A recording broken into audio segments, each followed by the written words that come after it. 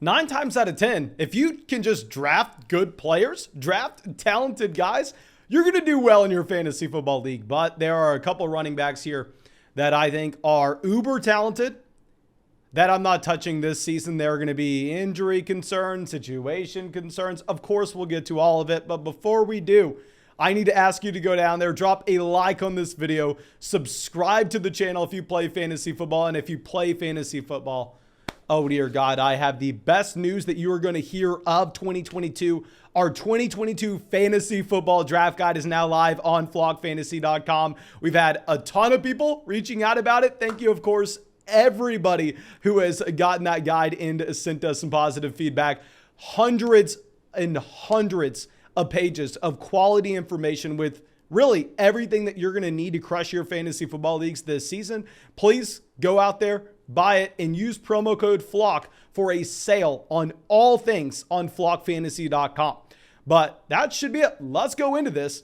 Let's look at our first running back here, someone that I have told you to draft literally every single year since 2018. This is going to be the first season that I tell you not to draft Rashad Penny, and it pains me. It hurts so bad to come out here and say, do not draft Rashad Penny. The reason that I've been drafting him so much is just going back to what he was coming out of San Diego State. If you look at how Rashad Penny scored in our running back prospect model, if we look at running backs since the 2014 NFL draft with a similar score, DeAndre Swift, Dalvin Cook, Breece Hall, Cam Akers, Antonio Gibson, Todd Gurley, Jonathan Taylor, Ezekiel Elliott, Joe Mixon, Christian McCaffrey.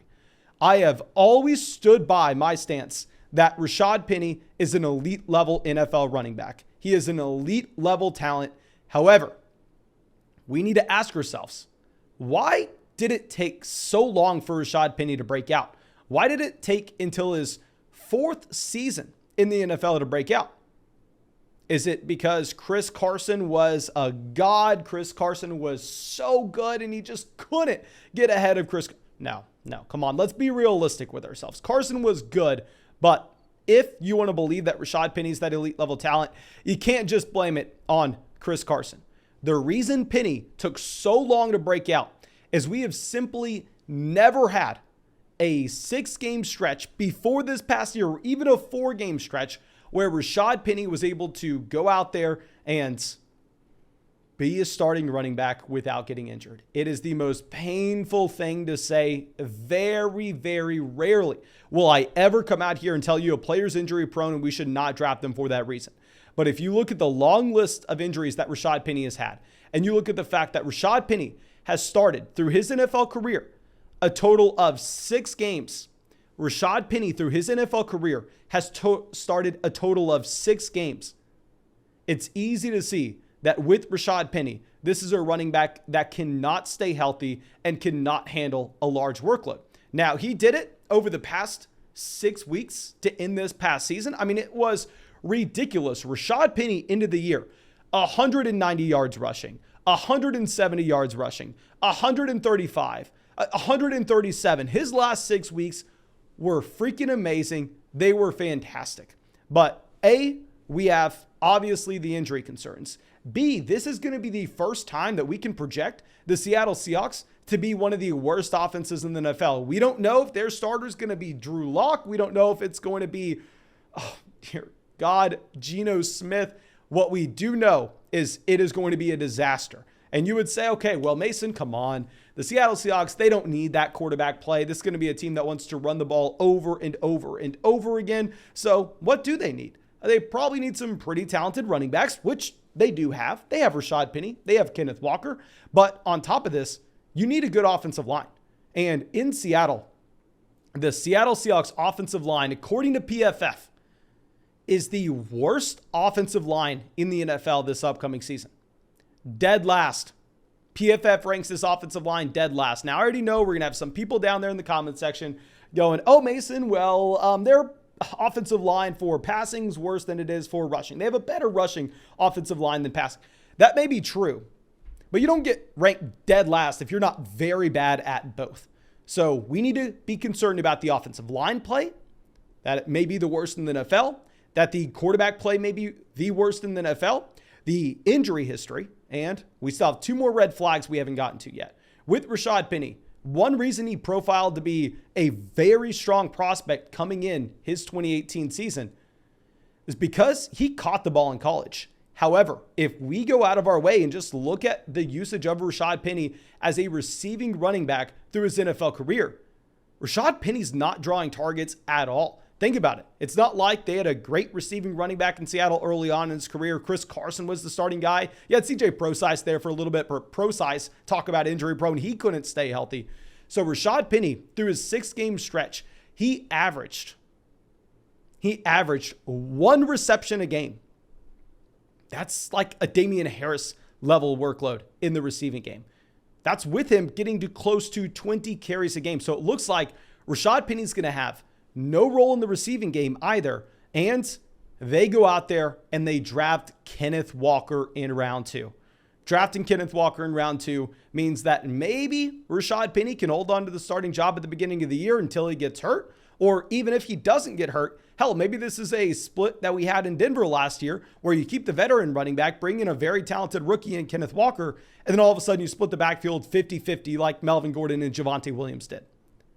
So you're looking at potentially a committee running back that is injury prone, that does not catch passes, that is playing with potentially the worst offensive line in the NFL and potentially the worst quarterback in the NFL.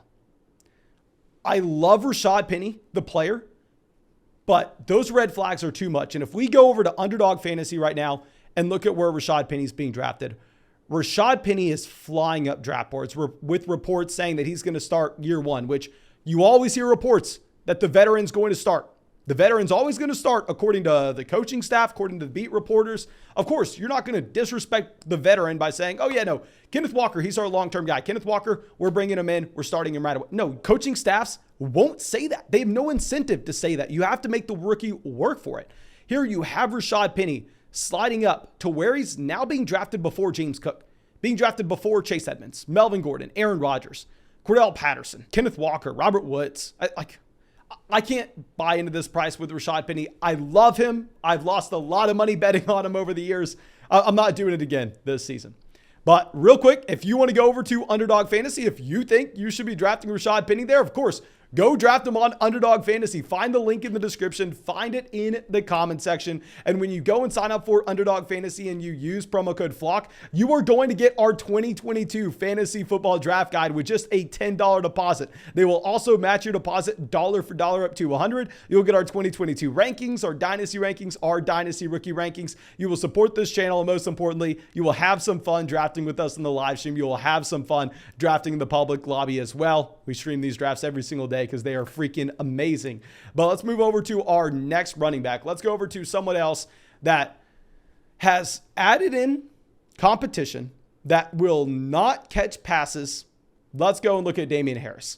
Now here with Damien Harris, he's coming off a very strong season. If I go through and if I pull up his chapter in our 2022 Fantasy Football Draft Guide, we're going to have a lot of interesting statistics pop up with Damien Harris. The first one that I really like to see is the fact that, hell, this is a running back that's now being used in the red zone. Keep in mind, in 2020, you had Cam Newton there, so the rushing touchdowns, the overall touchdowns, were down to 0.2. That's 1 touchdown out of every 5 games for Damien Harris, despite him averaging more carries in 2020 than he did in 2021. Now, that's Cam Newton vulturing those rushing touchdowns at the goal line. Of course, we can't necessarily project Damien Harris to only score 0.2 touchdowns again going forward, but we can see that maybe this past year was a little bit of an outlier with Damien Harris. Having almost a 10% touchdown rate is very, very high for a running back. Now, if you look at our draft guide, there are some positives on this profile. You're looking at the New England Patriots as a team that wants to run the ball over and over and over again.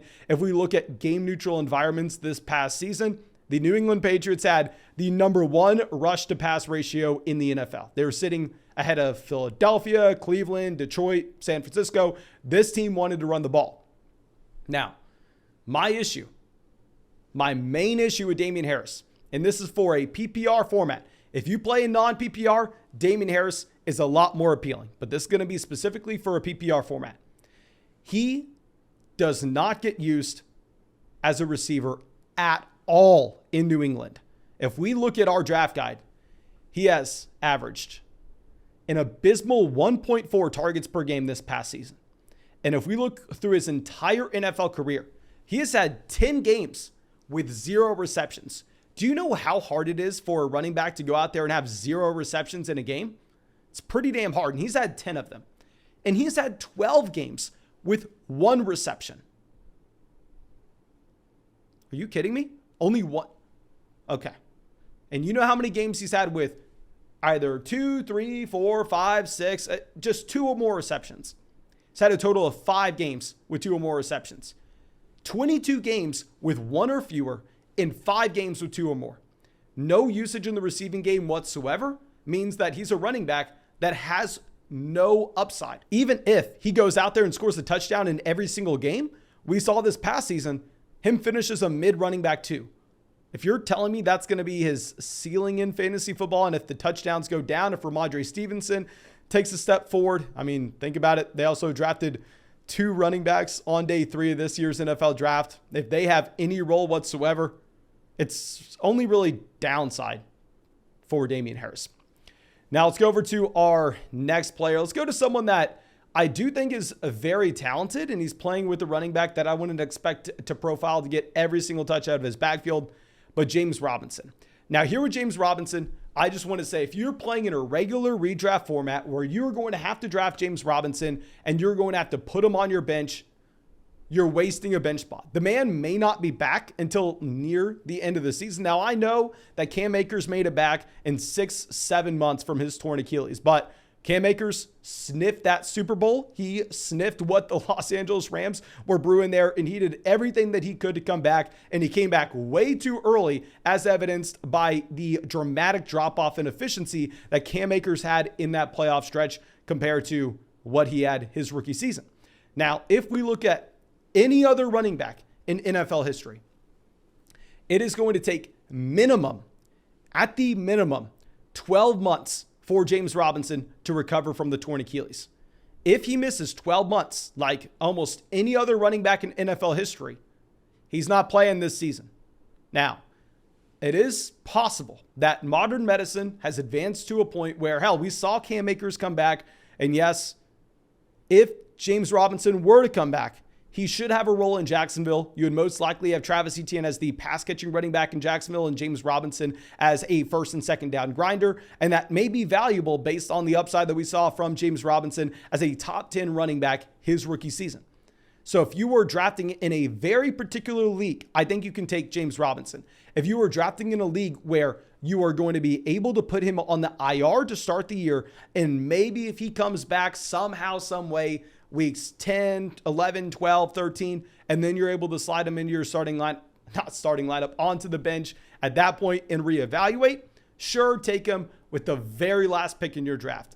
But if you don't have that IR that you're able to put James Robinson on, you are going to take James Robinson, you are going to have him sit on your bench through the first 4 weeks of the season, and you're going to get the report, oh, Robinson can't come back for another month. Let's drop him. And you are going to miss out on so many opportunities to make waiver wire moves every single week that you waste away a roster spot on your bench. So let's recap this. If you have the IR to hold him until the end of the year, sure, take him in the last round. If you're playing a best ball format where weeks 15, 16, and 17 matter because it's a tournament, sure, take him at the very end. If you are playing in a regular league where you're not going to be able to slide him on the IR, a waste of a roster spot, please let him go undrafted. Now, our next running back here is going to be Nyheim Hines, and this is not going to be for best ball. If you're drafting on underdog, Nyheim Hines is a fine pick because you can see some random volatility with his usage in the receiving game. And with Hines, he was impressive as a receiver this past year. I mean, if you looked at just the overall workload that Jonathan Taylor had, you would assume that Nyheim Hines was completely removed from this offense, but that wasn't the case. Nyheim Hines is still a running back that has a decent sized role here in Indianapolis. And with Matt Ryan coming over, Matt Ryan historically has had a higher dump off rate to the running back in his backfield compared to what we've had from Carson Wentz. We also get the coaching staff coming out saying, oh, you are going to have a larger role for Nyheim Hines this upcoming season. It's just positive report coming out from Nyheim Hines. However, if we go to Underdog Fantasy right now, which I think you can draft him on Underdog, like I said, because the random volatility may help you. But if we look at the other running backs he's being drafted around, he's being drafted 2 picks between Isaiah Spiller and Darrell Henderson. He's being drafted before Michael Carter Jr., Tyler Algier, Kenneth Gainwell, Tyrion Davis-Price. And personally, even if it was a PPR format, I can never consider drafting Nyheim Hines here because we have to think about it through just the probability for his points to hit your starting lineup. You have to have a couple things happen for Nyheim Hines to actually be a productive player for you in fantasy. You have to have a situation where you need to start Nyheim Hines. Now, the issue with that situation arising and you putting Nyheim Hines into your starting lineup is you have no idea when his production is going to come.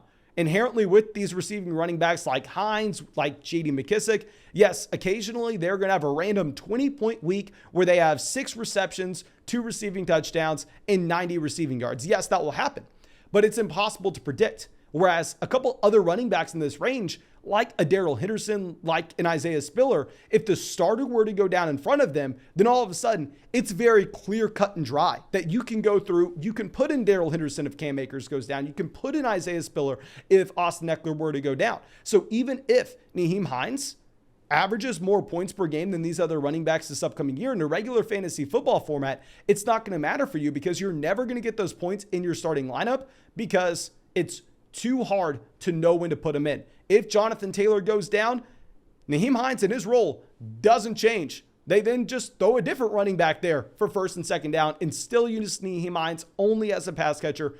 So you would just never know when to start him. Sure, draft him in best ball, but in a regular league, you can't. Now, let's go over to our last running back. Let's go over to Javonte Williams.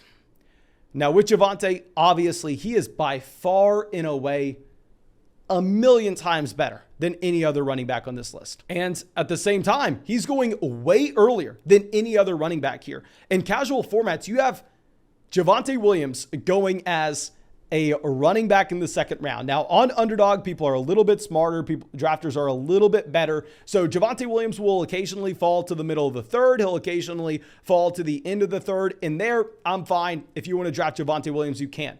But at the end of the day, for you to select him in the second round, despite the overall Denver Broncos offense looking significantly better, it would be, I don't want to say a wasted pick, but it would be a pick that wouldn't make too much sense. Because while I do believe Javonte will be the running back 1 in Denver this upcoming season, I believe that Javonte Williams is significantly more talented than Melvin Gordon. And last year, I was saying to buy low on Javonte Williams, expecting him to eventually be the starting running back there.